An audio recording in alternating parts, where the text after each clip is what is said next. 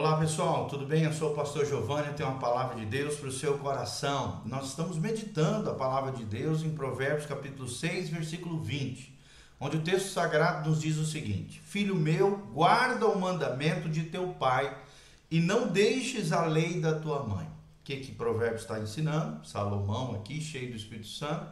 Preste atenção no que os vossos pais têm para ensinar. Os pais devem ser modelos, devem ser exemplo para os seus filhos. E aqui, Salomão, como pai, está ensinando os preceitos, os mandamentos, os valores, os princípios do reino de Deus para seu filho Salomão. No versículo 21 ele diz: ata-os perpetuamente ao teu coração e pendura-os ao teu pescoço.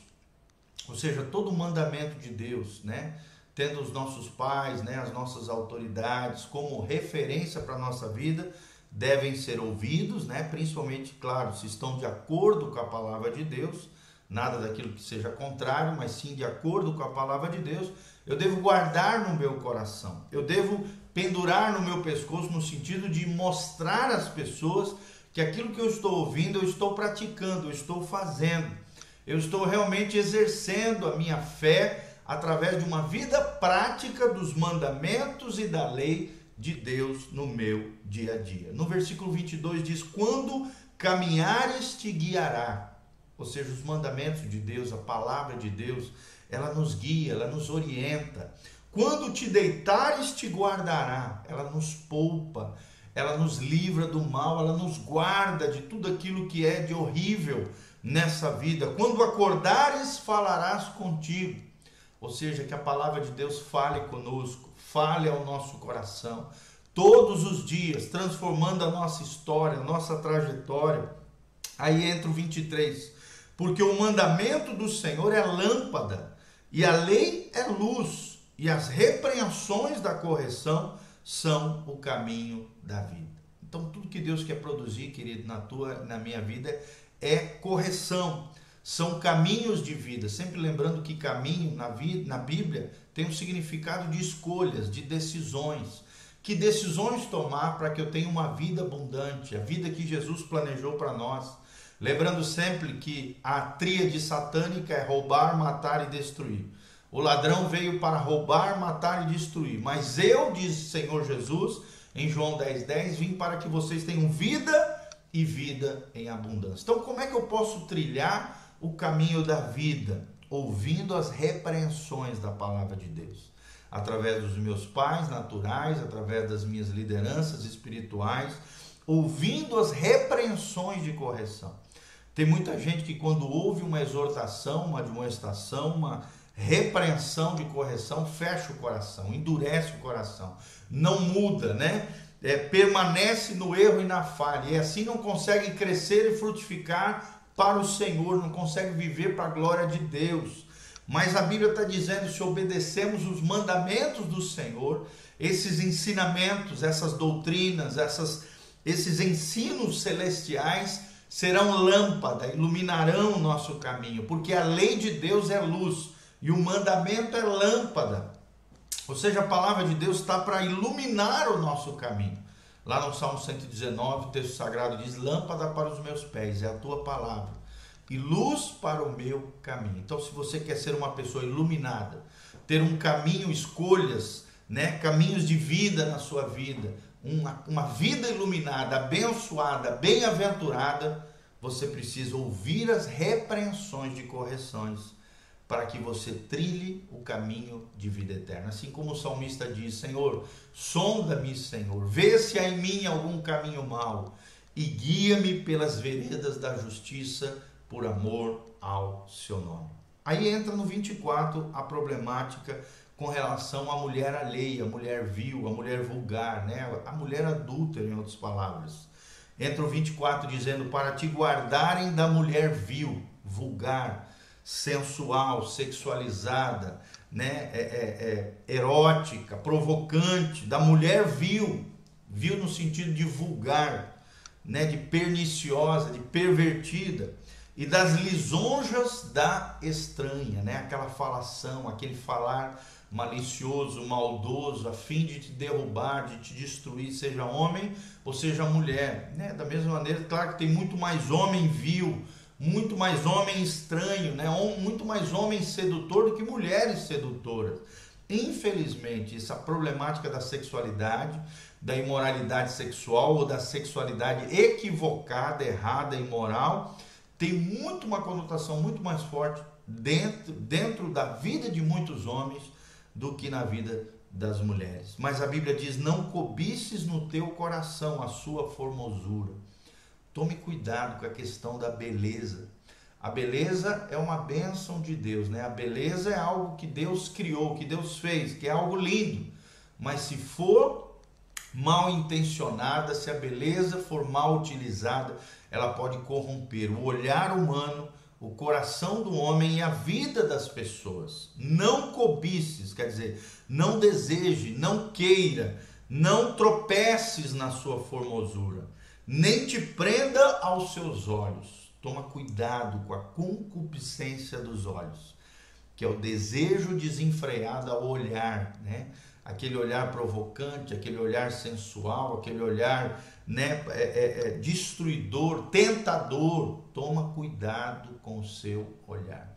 A atração não é pecado, mas a atração e com uma intenção maligna no coração pode se tornar um pecado horrendo, uma queda moral absurda. A Bíblia diz: porque por causa de uma prostituta se chega a pedir um bocado de pão, e a adúltera anda à caça de alma preciosa. Olha só que coisa tremenda que a Bíblia está dizendo aqui. Na verdade, essas pessoas que são vulgares, sensuais, prostitutos e prostitutas, imorais, perversos, devassos, o que ele chama aqui de mulher adúltera ou homem adúltero, né, trazendo para o mundo masculinizado, ele anda ou ela anda à caça de alma preciosa. Alma preciosa é alguém que está conectado com Deus, alguém que ama a Deus, alguém que é precioso aos olhos de Deus. Eles estão à procura para derrubá-lo, para destruí-lo, para saqueá-lo, para roubar o bocado de pão, né, para tomar aquilo que é seu, seus bens materiais, seu coração, sua alma, sua virtude, suas qualidades.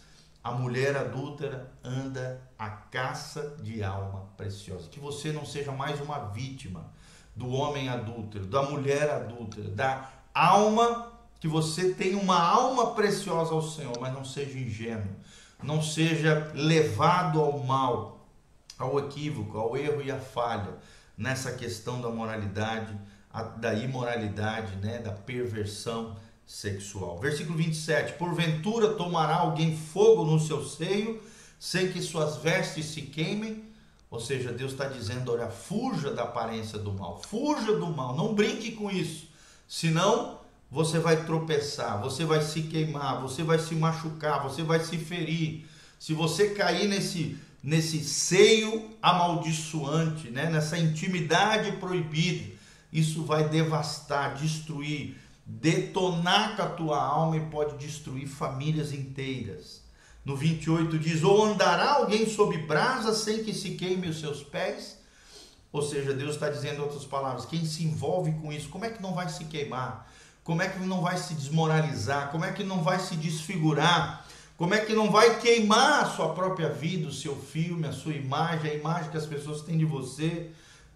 Como é que não vai se desonrar, se ferir, se machucar quem andar sobre as brasas do pecado, as brasas do mal, as brasas da imoralidade e da perversão sexual? Versículo 29, assim ficará o que entrar a mulher do seu próximo, né? E não será inocente todo aquele que a tocar. Se você é um homem casado, né, você deve ser fiel à mulher da sua mocidade. Você não pode pular cerca, você não pode ser infiel, desleal com a mulher que você jurou fidelidade conjugal, intimidade só com ela sexual. Fora dela é amaldiçoante, é destruidor. A Bíblia diz: não será inocente aquele que a tocar. Tocar uma mulher estranha, uma mulher que não seja sua esposa, o seu cônjuge, né, é pecado. muito mais entrar nesta mulher no sentido de se envolver fisicamente com ela e gerar intimidade sexual com alguém que não é o seu cônjuge.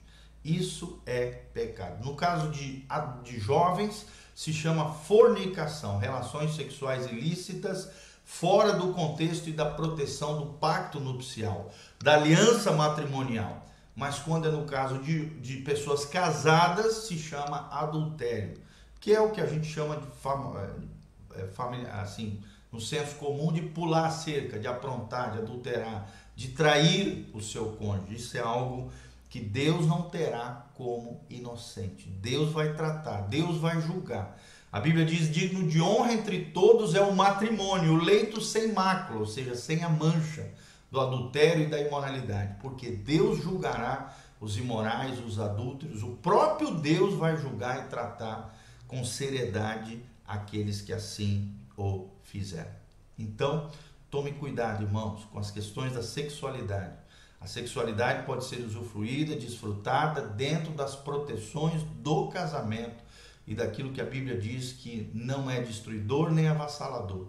Pelo contrário, é abençoador no casamento. Fora dele é amaldiçoante, gera culpa, remorsos, tristezas terríveis, mazelas, que você deve evitar a todo custo, não se envolvendo com pessoas erradas, tá bom?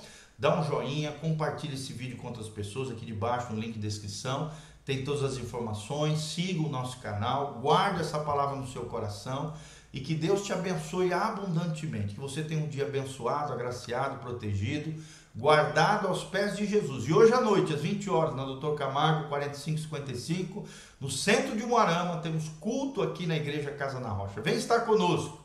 Que Deus te abençoe em nome de Jesus. Amém e amém.